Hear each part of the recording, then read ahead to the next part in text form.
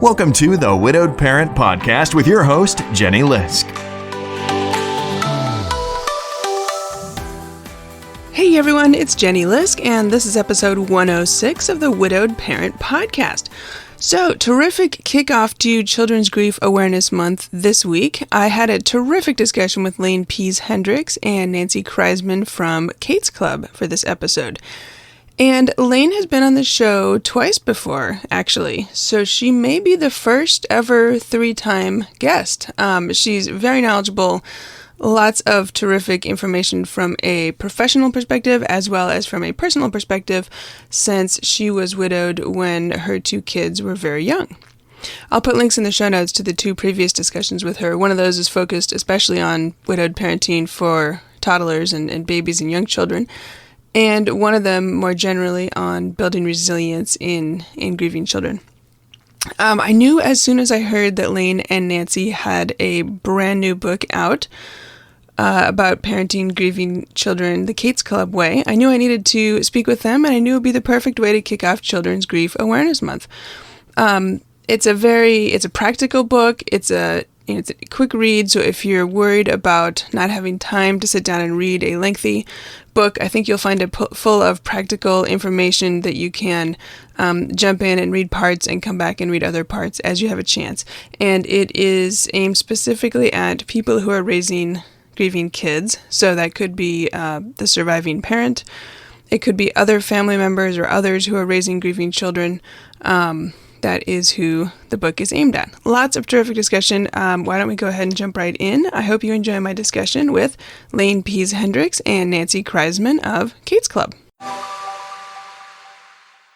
Support for this podcast comes from BetterHelp. You can talk with a licensed professional therapist online, anytime, anywhere. Visit betterhelp.com/widowedparent to learn more and get 10% off your first month. That's BetterHelp, HELP.com/widowedparent. I hope you'll check it out. My guests today are Pease Hendricks and Nancy Kriseman from Kate's Club. They're joining us today from Atlanta, Georgia. Nancy and Lane, welcome to the show. Thank you so much. And we really appreciate having the opportunity to be on the show and share about our book and Kate's Club. Yeah, well, it's so great to have you. And Nancy, it's great to have you here for the first time. And Lane, welcome back. Longtime listeners may remember that you were on episode 11, way back, almost in the beginning, and we talked about building resilience in kids after loss. And then also again in episode 64, because I do hear from a lot of widowed parents of younger kids. I mean, I hear it, it's very interesting. There's the widowed parents of the teenagers and the college students and kind of the medium-aged kids. And then there's the parents of the babies and the toddlers. And you yourself were a widowed parent of babies and toddlers initially.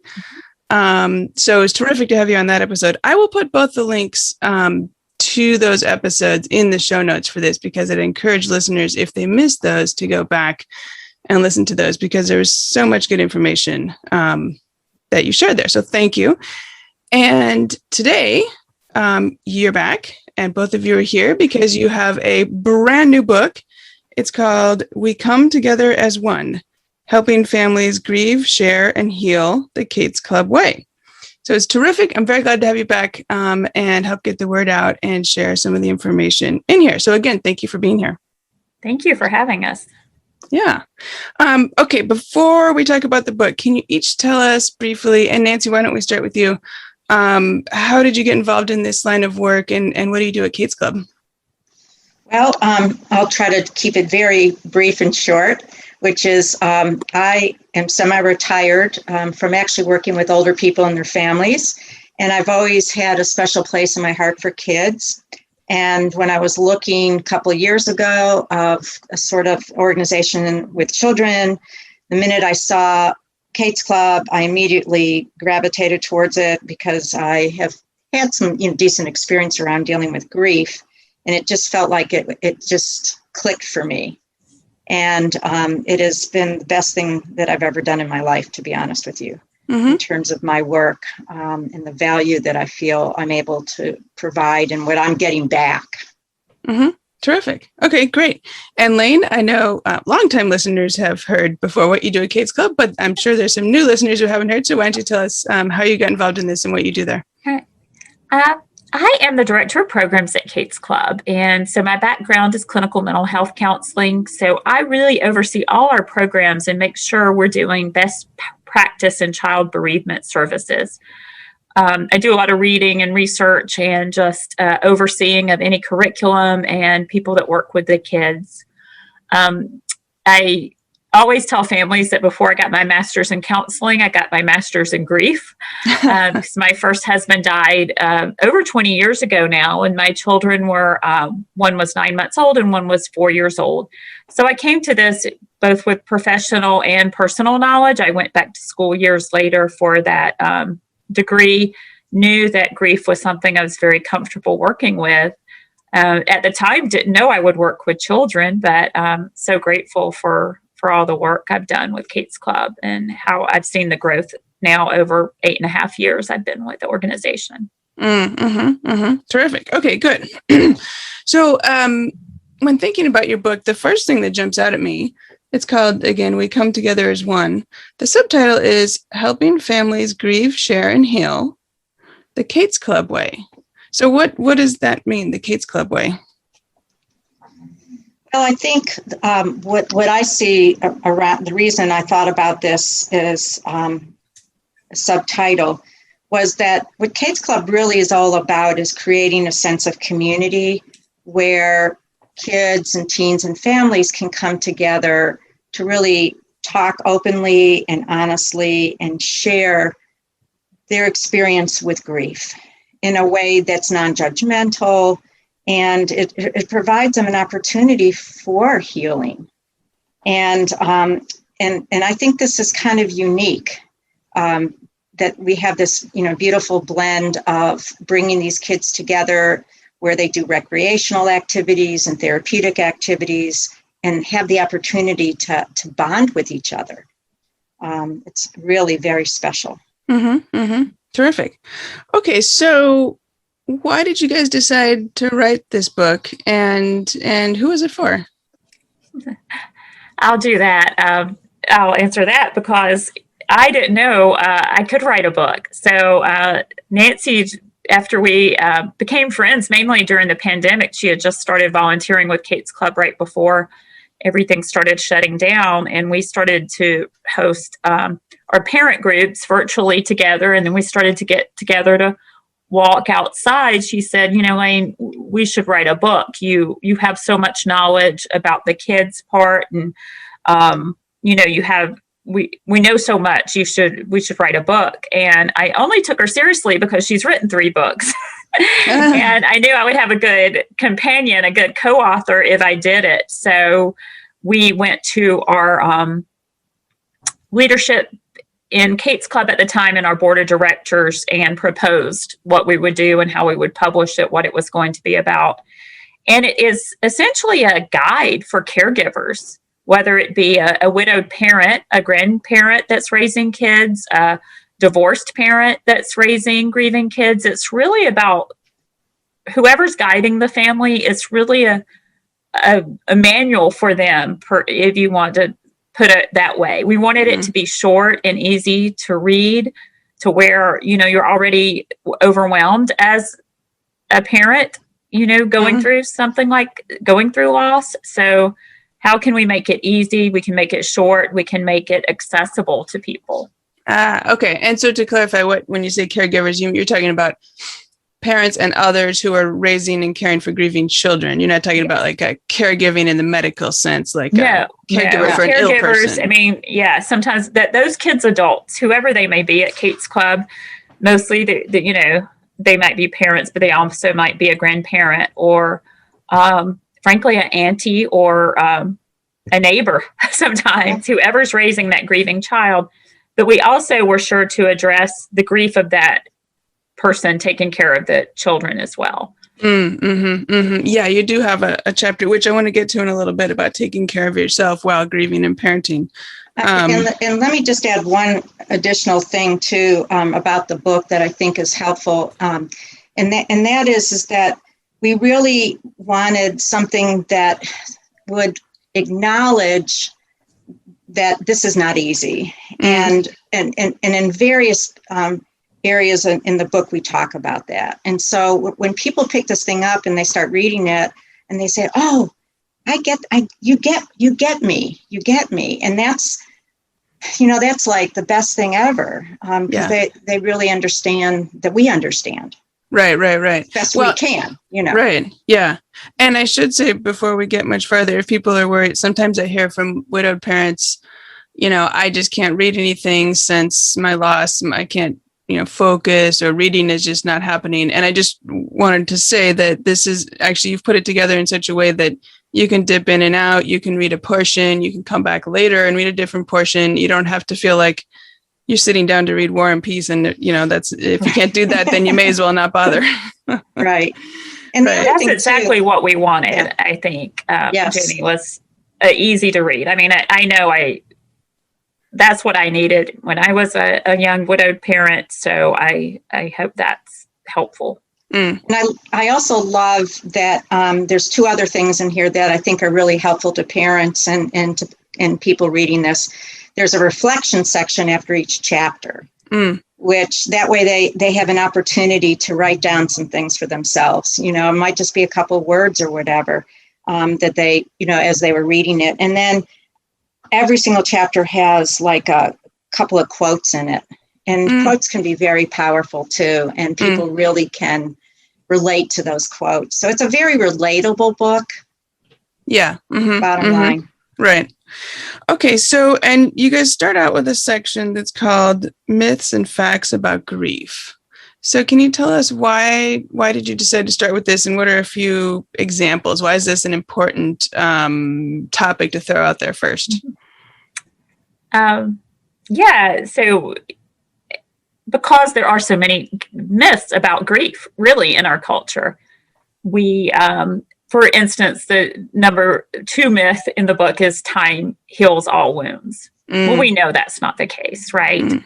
We know sometimes the longer a person's gone, the more, it hurts more, maybe in a different way than it did at first.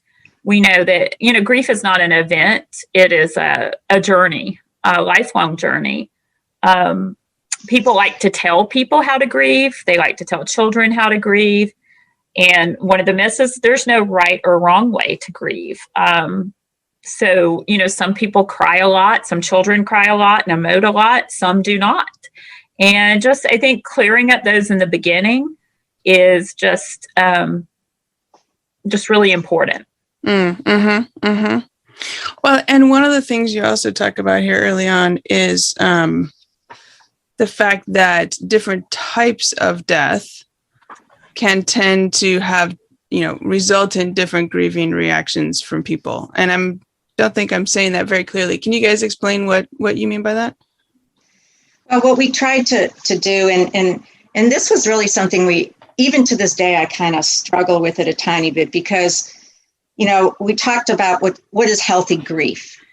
And then we talked about problematic grief reactions. And we really struggled with that word problematic, because there are some grief reactions that take longer and are more challenging sort of to deal with, and generally speaking need some professional help, like a social worker or therapist or somebody, along with our case support groups that we do.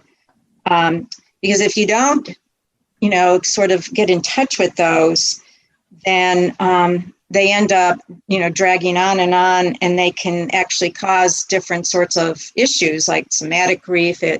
You can get headaches and neck aches, and, really have some physical illness, or, sometimes a particular type of way a person died can feel disenfranchised if somebody's, for example, committed suicide. And, our culture, has all kinds of ways they look at that and judge it.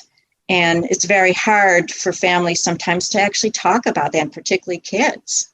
So we wanted to make sure that people understood that there were some grief reactions that they need to sort of pay attention to. And if it doesn't seem like it's getting better, they need some professional help. Lane, did you want to add anything to that? No, I think you covered it. We don't really want to say, any way to grieve is bad, but I think when it's interfering with life in a way that is problematic for the person, right? When it's the kid, I just got a call with a child not wanting to go to school anymore persistently, years after the death, or running away, or, I'm just thinking some of the reactions in children, suicide ideation, those kinds of things, those have to be addressed. So, we did struggle with a good term to come, with, because we don't want to say there's a bad way to grieve, like there's not, right. But maybe if it's causing you if it's causing the person some, is inhibiting them to move somewhat forward with their life. We know that grief, you go a little forward, you might come back.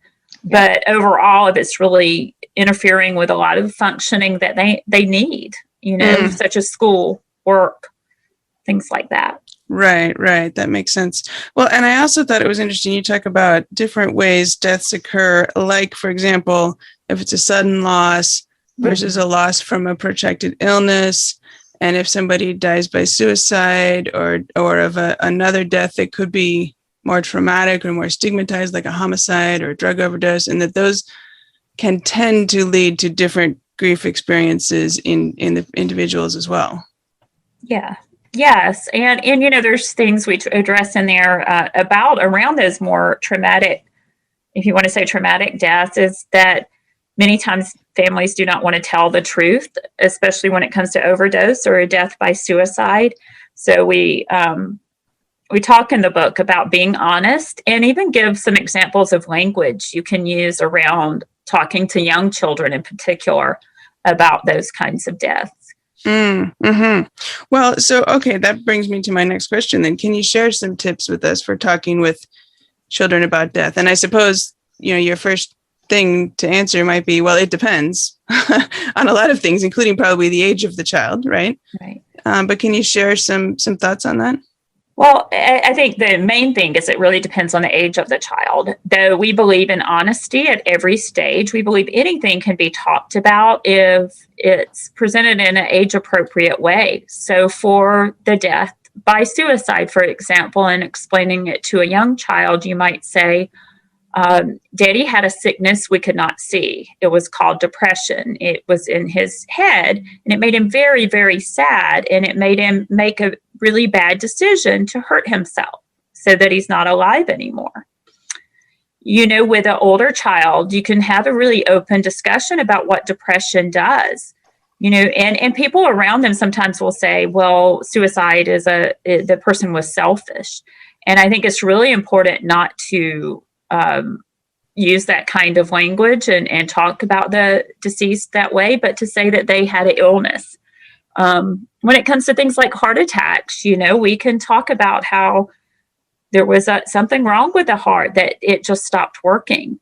And another important thing is to tell kids, most of the time people die, frankly, when they're very old. But sometimes these things happen to people who are younger, like your mommy or your daddy or your brother or your sister, and they get very sick.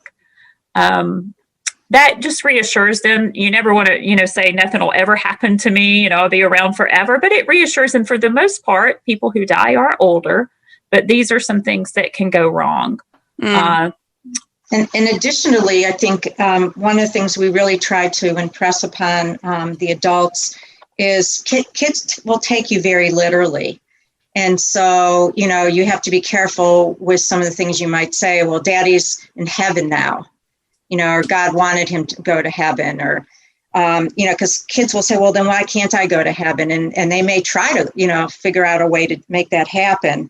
And so we just want to be very careful in terms of how we do answer those questions to the kids. And like Lane said, to be age appropriate and honest. And also sometimes we have to say, this makes me sad. It makes me, Mommy, why are you crying? Because I'm sad. And we one of the things at Kate's Club we talk a lot about is the importance of, adults showing their feelings to the kids. Yeah, that's a good point about, because sometimes I do hear, widowed parents, parents wondering, because they're grieving themselves, right? Do they need to only cry in the shower when their kids are at school? Is it okay to cry in front of their kids? Is it not? So it sounds like you're saying that it is okay to do some of that and to model that we can be sad and we can cope. Yeah.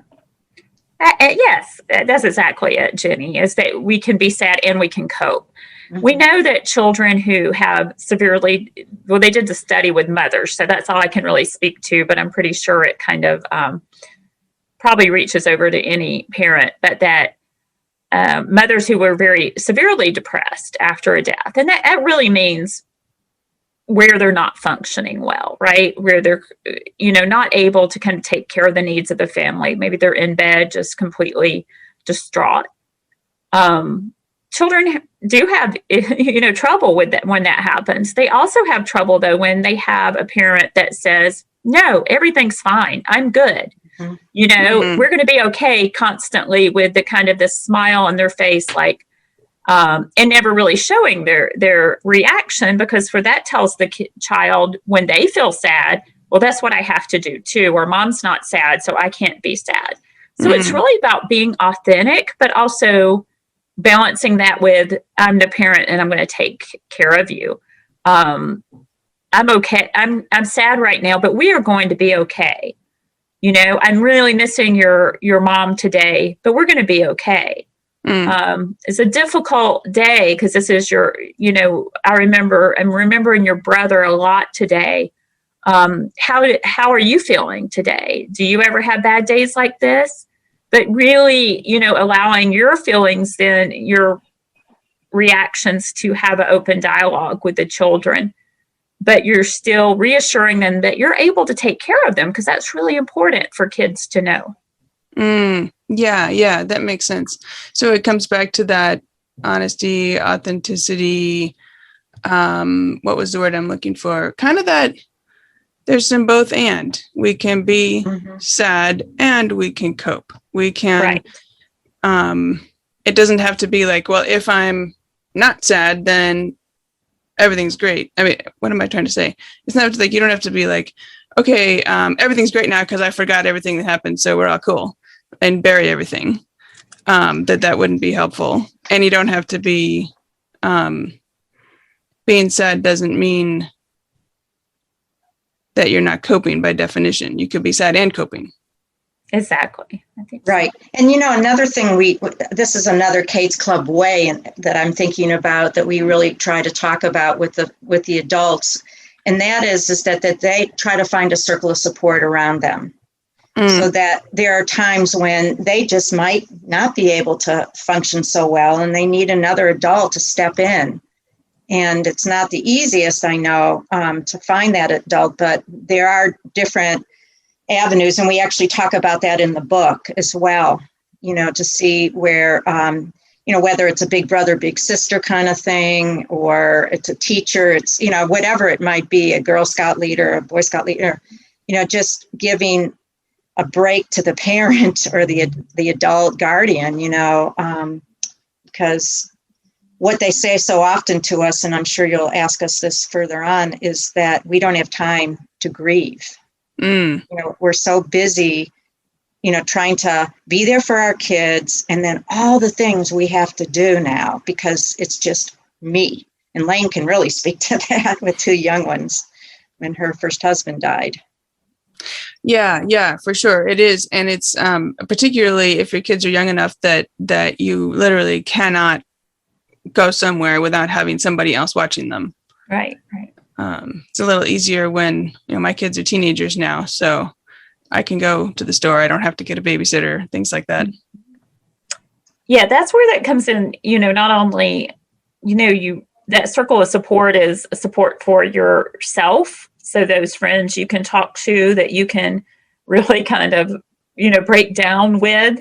And there's the support for your whole family. So who is going to watch the kids so that you can get a break?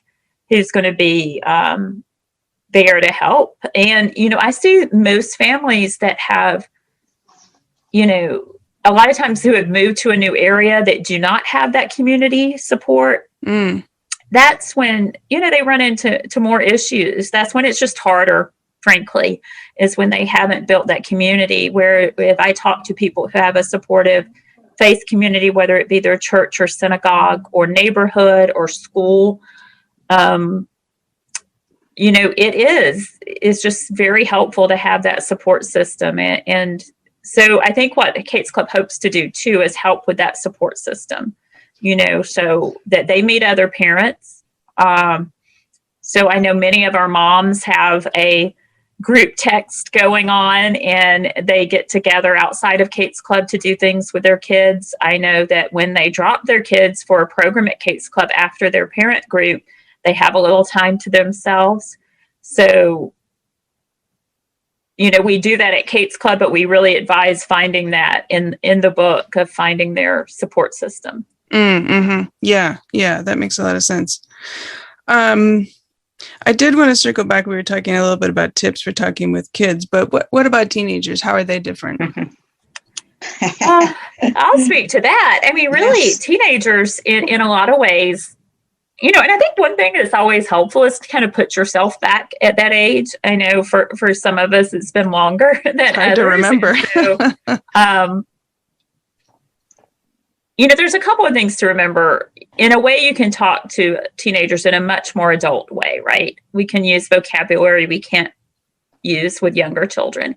But we also have to remember that, their brain's not fully there yet. So they need kind of this, almost like when they're toddlers, they need a lot of support, but they need a lot of independence. So kind of striking that balance. But as far as talking about a death, for the most part, I think you can be really honest and upfront with teenagers, but you do want to discuss things that in those complicated deaths like overdose or suicide, that in a way not to vilify the person that died as well. What I've seen in kids sometimes that they say, well, if I'm just like my dad and my dad did this or took drugs, then what does that say about me? Or if my dad took his own life, does that mean I'm, destined to do that if I'm just like dad? So I think, there's a couple of things going on there, not to just tell kids they're just like the parent, but maybe be more specific in that talk, but also to really have an open and honest discussion with them about illnesses like addiction, like depression, and any other health concerns or things like that. But it is a time where you can be, teenagers definitely want honesty. And I mean, they really, all kids want honesty, but definitely with teenagers, they really want to be talked to in a way that respects where they are developmentally. And then you have a situation where there are some teens, because this was brought up in one of the adult support group. My son, he all he does is stay in his room all day long. And he's, playing games and he's online and he won't talk to me and he doesn't, and I don't know if he's depressed or, what's going on with him. And that's, again, one of the things I said to her was, that's where Kate's Club can be super helpful, because the minute the teens get with other teens, it's like this whole, like, oh my God, I can really talk about this with other people at my age that really get it.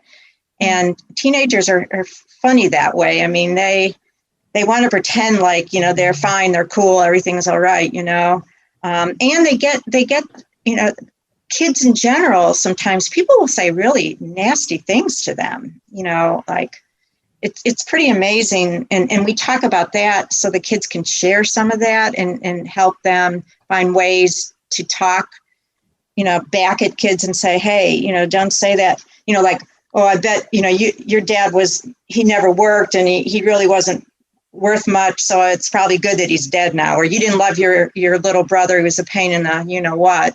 So you're probably happy he's, not there anymore. So we talk with the kids, around that sort of stuff.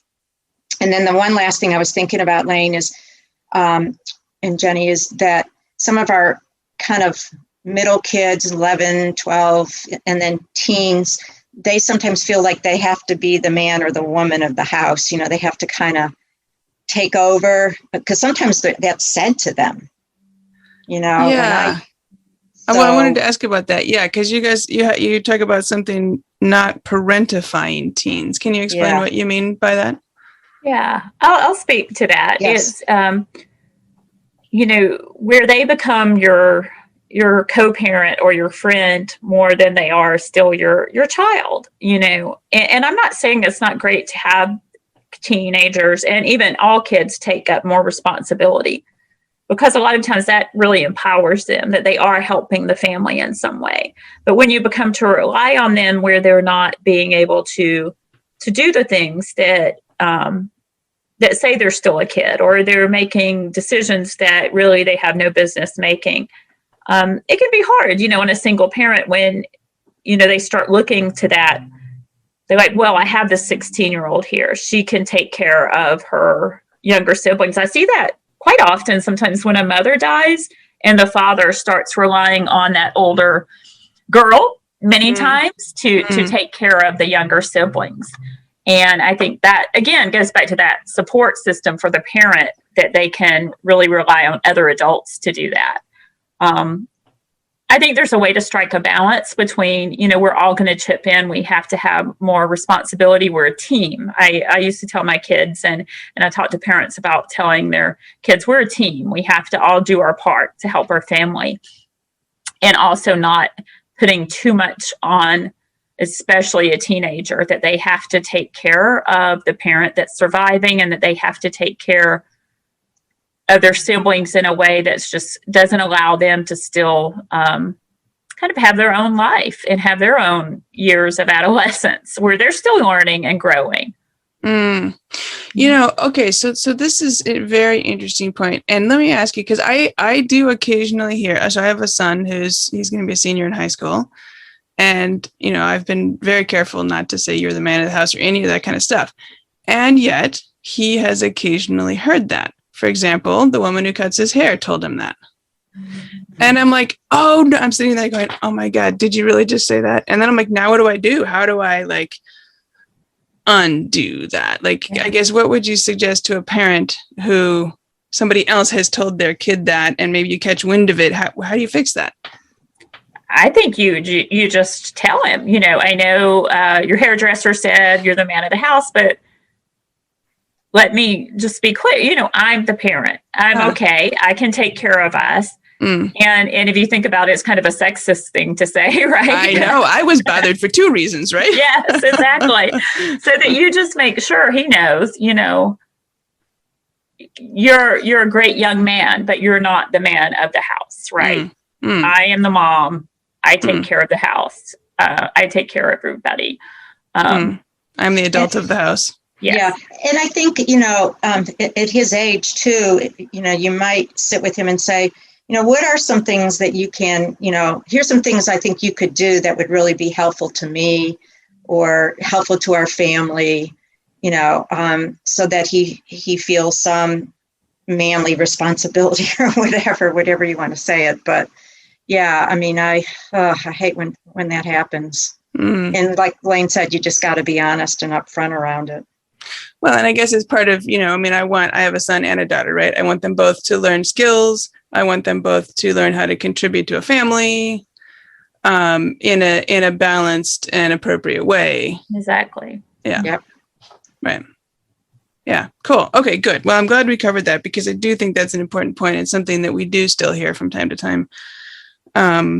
Okay, so switching gears a little bit, you have a chapter on taking care of yourself while grieving and parenting, something along those lines. Yep. So why is it important for parents to be able to make time for their own grief? Well, I would say, there's that analogy that's used all the time that you must put on your oxygen mask first. But I truly believe that you cannot and many parents say, like, the most important job is I have to make sure the kids are okay. I have to make sure the kids are okay. But when you get down to where you're running on empty, where that parent has nothing more, is depleted because they haven't taken care of themselves, then they're not able to take care of the children. And frankly, your life trajectory, it's a really long, you have years of childcare, caring for children, but you also are a person, and you have a life, and you're entitled to grieve, frankly, and you're entitled to take care of yourself. And not making yourself a priority is really robbing yourself and robbing your children of a healthy parent, healthy grandparent, whoever may be, raising the children. Mm-hmm. One of the things that I wrote this other book called The Mindful Caregiver, Finding Ease in the Caregiving Journey. And I have a section in there, and I put some of it into this book as well, in terms of self-care, looking at what's realistic and unrealistic in terms of expectations of yourself. And, are you willing to say, I can do this and I can't do that? Are you willing to say no? Are you willing to let go of things you can't control? Are you willing to ask specifically for the kind of support you need? And sometimes you don't know what you need. And that's another whole thing, Yeah. But I think that when we get into these places of I should, I must, I ought to, then you put a lot of pressure on yourself as an adult. And then that just adds to your list and takes away from your own time for grief. Yeah. And trying to be that perfect parent is, I've heard the funny quotes lately. I was a perfect parent until I had kids. So, I think, that holds in the best case scenario when there's two partners, right? Raising children. When you have children, it all is very different than the ideal, right? But we still, I think, as single parents, then put ourselves under a lot of pressure. And I think Nancy's exactly right. We would talk in the book about saying, no, I can't do this, and asking for help. Asking for help is huge. And I think it's what parents have the most trouble with sometimes. Because I think it's saying to themselves, well, maybe I'm not enough, or I feel weak for asking for help. In our support groups at Kate's Club with the parents, we've actually had to rehearse. How will you ask for help? Be specific. I need you to pick up Jordan after school. Can you help me? I need help with this. Be very specific, because if you say, if you don't give people a task, they may just go away and say, okay, they're fine. Another thing I tell parents a lot is that if the person says, what can I do to help? You give them a specific task to help with, or something you need help with, and that person balks and says, oh, I can't do it. I really don't want to do, I can't do it, or makes excuses. And not to ask that person again, right? That ask for help, assistance that was not really true. They didn't really want it to help. They just wanted to say it. Say something nice. People who really want to help, if you give them something to do, they will be so relieved and happy to help you. I had one mom that did that, and she said, the person she was asking for help said, oh my goodness, I thought you were going to ask me for $1 million the way you were acting, but you really just needed help, like with after school care or with something like that. So asking for help is big, and sometimes it's really hard for us to do as adults, I think. Yeah. And I think, too, the other thing that I have found in some circumstances is that people who are, especially depending on how the person died and all that, they may be just purely numb. I talk about the difference between burning out and numbing out. And when you get numbed out, you don't really know what you even need, which is why we really wanted to, we focus a lot on rest and sleep. and the importance of that. Because parents will say often, when I'm tired, I'm just not patient and I yell more at the kids and I don't get as much accomplished. And, but it's not easy when you got two little ones, right, Lane? And they're waking you up in the middle of the night and all that. But somehow trying to find some way to get some decent sleep, super important. Yeah, everything's harder when you're overtired.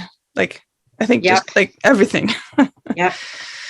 Yeah. Okay. Okay. This is great. There was one thing I did want to ask you about. You mentioned an interesting tip that I think might not be immediately obvious: the need to reassure kids that their parents' death was not their fault, even if maybe they don't even bring that up. Right. Can you tell us about that? Yeah. So kids are egocentric. They think the world revolves around them. Even older children, sometimes you may not think of that, but a lot of times they really think they might have had something to do with it, either through that magical thinking or even concrete things. I was stressing. One little boy told me one time he thought he caused his grandmother's death because he was. The audio cut out for a second. I can hear you now, I think. The little boy said he thought he caused it was his grandmother who died, who lived in the home with him, because he jumped on her back. Because he was rough out, they were playing together. And then not long after, she went to the hospital and she was sick. So these things we don't really think about with kids many times could happen, so that they think somehow it was my fault. In the case I've had, where a parent died from addiction, frankly, where a child has told me if I had tried harder, I could have gotten her to stop maybe using drugs, a 15-year-old telling you that. So I think having that discussion of it was not your fault with every age in every circumstance of death, frankly. That's interesting, because I heard from a parent recently who said that their 9-year-old was blaming themselves for not being able to save their parent from a protracted illness that all the best doctors couldn't save, all the medicines, all the surgeries couldn't save, this parent. And you would think a 9-year-old would be old enough to understand that if the doctors couldn't save the parent, how's the 9-year-old going to save the parent? Yeah. And yet the 9-year-old was harboring this illusion for a couple of years before they said anything. Yeah, I'm not surprised. We do something called a bereavement needs assessment with our new kids here at Kate's Club, and that's really one of the questions. I think about how I could have prevented the death, or I can't remember the exact words of the question, and many of them, you're really surprised when they affirm, I think about that sometimes, or a little, or a lot, and it's a cancer death, or it's, definitely any death. Of course, it wasn't the child. They could have prevented it anyway, but even, it's just not that unusual. Right. But as a parent, I would never think of that in a million years. Right. For sure. It would not occur to me that this is something that should be on my radar screen. Okay, good. So thank you for telling us about that. I think that's an important point. Gosh, we could keep talking about this all day, because you guys are just a wealth of information. Let's see. I did want to ask, I wanted to point out that you do have a section in the book that talks about, because I think this also isn't immediately obvious to parents. There are different, if your kid is this age, this age, this age, this age, the grief responses might look different. Their levels of understanding are different. Therefore, the ways you talk with them are different. As you said, still being honest and open, but it, it changes over time in terms of like specificity and stuff. But this reminds me, can you just tell us a little bit about this idea that kids need to re-grieve to some extent as they go through different developmental milestones as they get older? Well, if you think about it, your understanding of anything is different at 10 than it was at 5. It's different at 16 than it was at 10. It's frankly different at 25 than it was at 16. So they will reprocess the loss through the years. Sometimes they'll need more information, then they'll want more concrete information about what caused the death.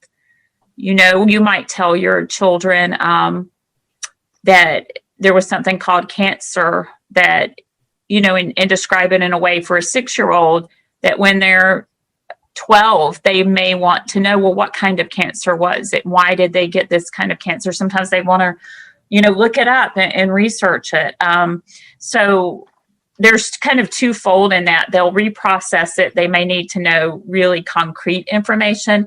And they also may just re-grieve in the sense of, if my sister was here now, my big sister would help me get ready for the prom. I'm using, because we do address sibling death in the book. Or, my mom was here. She would know what to do. She would give me advice about dating. My own daughters have shared, one of my daughters shared that she didn't really know what to look for in guys she dated because she didn't necessarily have that model of that constant male figure, because I just remarried fairly recently, in the home of what she was supposed to look for. And so there's so much, and they do revisit. You really revisit it your entire life. And when you in our chapter in meaning making and grief triggers throughout your life, think about it. The birthdays, the anniversaries, the holidays. I mean, all that stuff brings back memories and grief, right? And what Kate's Club tries to do is, instead of it being such a don't talk about it kind of thing, we talk about how we stay bonded, that there are ways that you can stay bonded in very positive ways that can bring, delight and good memories and joy. Well, and so I wanted to ask you, you talk about something called continuing bonds. Is that what you're talking about? And what is that? Yeah. Lane, that's Lane's. Well, that's really feeling a connection. One of the quotes we say at Kate's Club a lot is, death doesn't end a relationship, it changes it. Right. So how do you stay connected to that person throughout your life? Some of these may be tangible bonds. Like I wear my dad's, my daughter wears her dad's shirts, her skateboarding shirts, this t-shirts I saved for her. So there's those tangible bonds that I feel close. I use my mom's, things she used to cook in, for example, myself, so that's a bond. I feel if I make a recipe that she taught me to make. So you think about, some of them are tangible. Some of them are more, different, that they just feel connected, that they talk to the person, for instance. They still talk to the person. They may, one person in a survey I did about revisiting loss said that they try to have some characteristics of their dad that to carry forward. That, or maybe they play, kind of take over a role in the family. Like if dad used to do this on Christmas, I'm going to do it now and do it for my kids when I'm an adult. So those are kind of continuing bonds, keeping that person with you throughout your life. And again, they can be tangible and intangible, but it is a connection. I know one of the kids recently in one of the groups I was in, he was talking about how, his father used to love to fish. And so that's something that he's now doing and enjoying, and he feels real connected still to his dad, when he does that. I mean, my parents have been deceased a long time, but July 4th comes around, and my father was a big hot dog, July 4th, firework, and I still do it, and and I feel his kind of a sense of him when I'm doing that, and here I am at 64, so. Yeah, terrific. Okay. Gosh, well, this is great. Okay, Lane, there's one more thing I have to ask you, though. One of the previous times I talked to you, you had a terrific analogy. I think my question to you was something like, what do you think of the conventional wisdom that kids are resilient? And you had a terrific analogy with a basketball. Can you tell us about that? Yes. I came up with this. It just came to me when I was doing a whole training for professionals about building resilience in bereaved children. And I really hate that when people say, that's a strong word, but I really do. When people say, oh, children are resilient. They're so resilient. They'll be fine. I was told that about my own children. Well, children are no more resilient than any other people, any other age. They're actually less resilient because they haven't faced adversity they've had to come through before necessarily. So we think of children as those bouncy balls from the gumball machine, the ones that used to drive my mother crazy because they bounce all over the kitchen and they would hit everything in sight because they're really, really bouncy. Yeah. And I don't think kids are like the medicine ball we use when we work out either, where you slam it down and you have to go back and pick it up. You can't bounce it no matter what. Right. It's not going to come back up. I think kids are kind of, the resilience can be looked at as like a basketball. Kids they can bounce, but you need to dribble it. A basketball is not going to bounce around like the little bouncy ball. It needs help. So what we need to do as professionals and as parents, caregivers, whoever we are in the life of grieving children, is to be, to help them bounce, to help them build resilience by teaching them coping skills, by talking openly and honestly with them, by modeling how we grieve, all those things, by getting them, we've talked a lot about Kate's Club. We know Kate's Club is only in Atlanta, Georgia. So we want you to connect with your local bereavement organizations where they can provide similar support as Kate's Club, that peer support, build yourself a community. Well, okay. And thank you for mentioning that, because this is one of the things, when I was a new widowed parent, wasn't necessarily aware of all the resources out there. And the fact that there are organizations like Kate's Club in many, many communities around the country, and other countries as well.